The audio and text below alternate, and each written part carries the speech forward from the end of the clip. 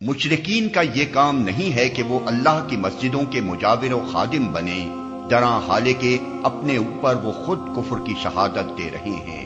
ان کے تو سارے اعمال ضائع ہو گئے اور جہنم میں انہیں ہمیشہ رہنا ہے۔ اللہ کی مسجدوں کے آباد کار، مجاور و خادم تو وہی لوگ ہو سکتے ہیں جو اللہ اور روز آخر کو مانیں اور نماز قائم کریں، زکوٰۃ دیں اور اللہ کے سوا کسی سے نہ ڈریں۔ انہی سے یہ توقع ہے کہ سیدھی راہ چلیں گے۔ کیا تم لوگوں نے حاجیوں کو پانی پلانے اور مسجد حرام کی مجاوری کرنے کو اس شخص کے کام کے برابر ٹھہرا لیا ہے جو ایمان لایا اللہ پر اور روز آخر پر اور جس نے جاں فشانی کی اللہ کی راہ میں؟ اللہ کے نزدیک تو یہ دونوں برابر نہیں ہیں اور اللہ ظالموں کی رہنمائی نہیں کرتا۔ اللہ کے ہاں تو انہی لوگوں کا درجہ بڑا ہے جو ایمان لائے اور جنہوں نے اس کی راہ میں گھر بار چھوڑے اور جان و مال سے جہاد کیا، وہی کامیاب ہیں۔ ان کا رب انہیں اپنی رحمت اور خوشنودی اور ایسی جنتوں کی بشارت دیتا ہے جہاں ان کے لیے پائیدار عیش کے سامان ہیں، ان میں وہ ہمیشہ رہیں گے۔ یقیناً اللہ کے پاس خدمات کا صلہ دینے کو بہت کچھ ہے۔ اے لوگو جو ایمان لائے ہو، اپنے باپوں اور بھائیوں کو بھی اپنا رفیق نہ بناؤ اگر وہ ایمان پر کفر کو ترجیح دیں۔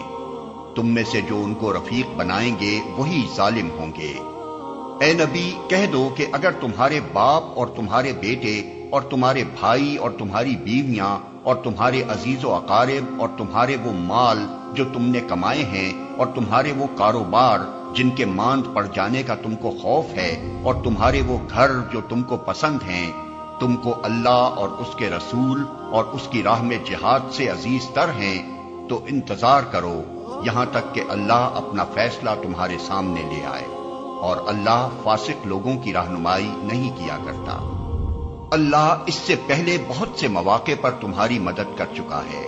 ابھی غزوہ حنین کے روز اس کی دستگیری کی شان تم دیکھ چکے ہو۔ اس روز تمہیں اپنی کثرت تعداد کا غرہ تھا، مگر وہ تمہارے کچھ کام نہ آئی، اور زمین اپنی وسعت کے باوجود تم پر تنگ ہو گئی اور تم پیٹ پھیر کر بھاگ نکلے۔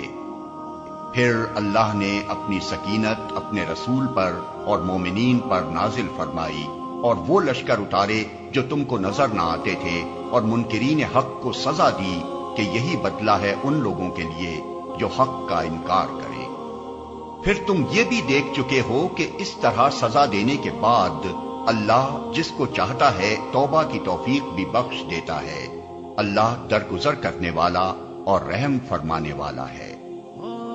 اے ایمان لانے والو، مشرکین ناپاک ہیں، لہذا اس سال کے بعد یہ مسجد حرام کے قریب نہ پھٹکنے پائیں، اور اگر تمہیں تنگ دستی کا خوف ہے تو بعید نہیں کہ اللہ چاہے تو تمہیں اپنے فضل سے غنی کر دے۔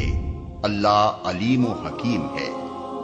جنگ کرو اہل کتاب میں سے ان لوگوں کے خلاف جو اللہ اور روز آخر پر ایمان نہیں لاتے اور جو کچھ اللہ اور اس کے رسول نے حرام قرار دیا ہے اسے حرام نہیں کرتے اور دین حق کو اپنا دین نہیں بناتے۔ ان سے لڑو یہاں تک کہ وہ اپنے ہاتھ سے جزیہ دیں اور چھوٹے بن کر رہیں۔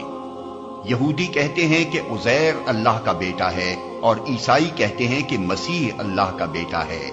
یہ بے حقیقت باتیں ہیں جو وہ اپنی زبانوں سے نکالتے ہیں ان لوگوں کی دیکھا دیکھی جو ان سے پہلے کفر میں مبتلا ہوئے تھے۔ خدا کی مار ان پر، یہ کہاں سے دھوکہ کھا رہے ہیں۔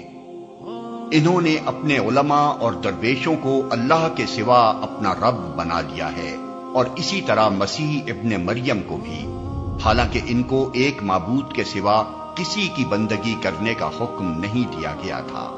وہ جس کے سوا کوئی مستحق عبادت نہیں، پاک ہے وہ ان مشرکانہ باتوں سے جو یہ لوگ کرتے ہیں۔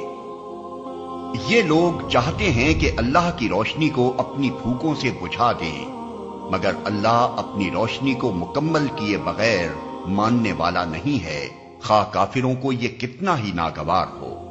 وہ اللہ ہی ہے جس نے اپنے رسول کو ہدایت اور دین حق کے ساتھ بھیجا ہے تاکہ اسے پوری جنس دین پر غالب کر دے، خواہ مشرکوں کو یہ کتنا ہی ناگوار ہو۔